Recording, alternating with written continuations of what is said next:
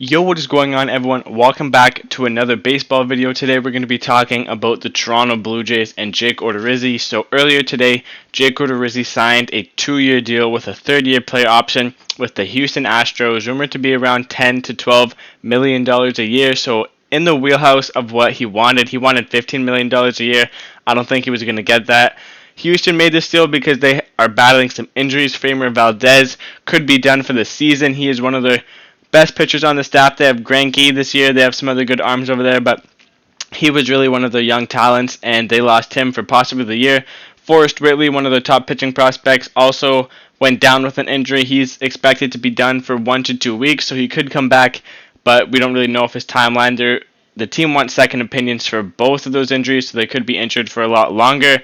Today we're going to look at some options for the Toronto Blue Jays on where they are going to go because they missed out on Walker, Paxton, and Odorizzi, and also they were in on Bauer for a little bit, but they lost out on him too. So the Jays are going with the bullpen approach. They're trying to put together the best bullpen they can because as I'm recording this, they claimed Joel Pampez, I think that's how you pronounce his name, or Piamps, and they DFA'd Jacob Wagaspack to make room on the 40-man roster. So Wagaspack, interesting because he could actually start some games for them, where Piamps is relief. So interesting move. Again, they want the best bullpen they can have. I don't think the Blue Jays are really starter heavy. They're sort of like the Los Angeles Angels. The Angels were another team this offseason who really raised some eyebrows because they needed starting pitchers and they didn't get starting pitchers. I mean, maybe they think because they have Mike Trout, they have Anthony Rendon, they have Shohei Ohtani. And Ohtani, when Ohtani pitched in spring training the other day, he looked insane. But again, he's injury bound and he's not going to give them 200 innings. So I think the Angels are relying on Dylan Bundy to have another stellar season. I think they're relying on Andrew Heaney to be healthy and pitching at his best. And I think they're relying on Ohtani to be healthy. So they're relying a lot on inconsistency, and the Blue Jays are doing the same. Again, the Blue Jays' goal this year is to get the most out of Ryu and to get the most of the other starters, just to get it to the bullpen. I think they're trying to outscore every team. Looking at some options for the Blue Jays, they don't really have that many free agent options left.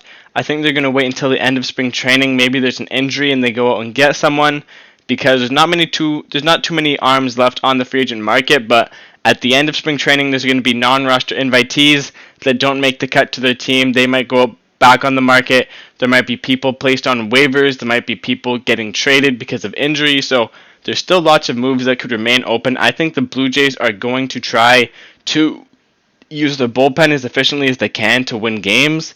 See where they are at the trade deadline or maybe a month before the trade deadline. If they need some help, they can go out and get someone, and at the trade deadline, they can probably go out and get another person because last trade deadline, they got Ross Stripling. They might go out and get another arm like him who could relief and also start some games for them. So I think there's definitely some moves to be made for Toronto. Again, they're more of an offensive team. I don't know how well that's going to last with some teams like Tampa Bay, Boston, and New York. Toronto has one of the best lineups, but definitely not one of the best rotations. But they do have a good bullpen. So, again, I think they're going to wait and see what's going on with their team probably about midway through the season and then maybe make a move. Again, spring training, there's going to be some waiver wires and some other possible moves to be made. So, let me know who you think the Blue Jays are going to get. Do you think they missed out on Odorizzi? Do you think that they should have got him? And, just before I end the video, I want to talk about one more thing. The Blue Jays are rumored to be in on Yoenis Cespedes, another left fielder who's a DH who would be coming for the job of Rowdy Tellez and Randall Gritchett. Interesting move that they would rather go and get Cespedes instead of pitching because they don't need another bat, but I guess they want as much depth as possible, so that's interesting. And then the catching situation, Reese McGuire is out of options. Maybe they trade him for a pitcher and use Alejandro Kirk as the backup, or send Kirk down to AAA to develop a little bit more and use McGuire until the trade deadline and then maybe move him.